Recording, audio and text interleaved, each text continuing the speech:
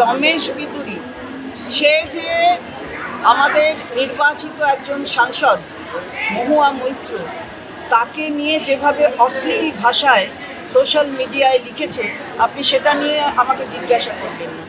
আমরা ব্যথিত যে আমরা চাই সংবাদ মাধ্যম এই ধরনের যে সোশ্যাল মিডিয়ায় যেভাবে লিখছে, এই শব্দগুলো ব্যবহার করছে, যা মুখে আনতে আমাদের খারাপ লাগে, সেই শব্দ ব্যবহার করছে বিজেপির নেতা।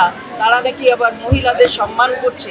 আমরা চাই আপনারা এটা বলুন, চারিদিকে বলুন, জিজ্ঞাসা করুন বিজেপির যারা এখানে রয়েছেন অথবা যারা কেন্দ্রে রয়েছেন অথবা অন্যান্য রাজ্যে, তাদের কাছে জিজ্ঞাসা করুন যে রমেশ বিদুরিকে কি শাস্তি দেওয়া হবে, নাকি বিজেপির এটাই একটা সাধারণ ব্যাপার হয়ে গেছে। মহিলাদের অপমান করো, কিন্তু তাতে হয়তো তাদের গ্রেড বেড়ে যায়, তাদের গ্রেড নাবে না, শাস্তিও হয় না। আর হবেও বা কী করে? আমরা দেখেছি যে মাননীয় প্রধানমন্ত্রী এখানে এসেছেন, আমাদের মহিলা মুখ্যমন্ত্রী মাননীয়া মমতা বন্দ্যোপাধ্যায় তাকে ইঙ্গিত করে নানা রকম বলেছেন। সুতরাং ওদের এটাই হচ্ছে কালচার। সেই কালচার, সেই সংস্কৃতি থেকে যদি বিরত না হন, তাহলে কিন্তু বাংলায় যারা রয়েছেন, বাংলার মানুষ আগেও বুঝিয়ে দিয়েছেন, আবারও বুঝিয়ে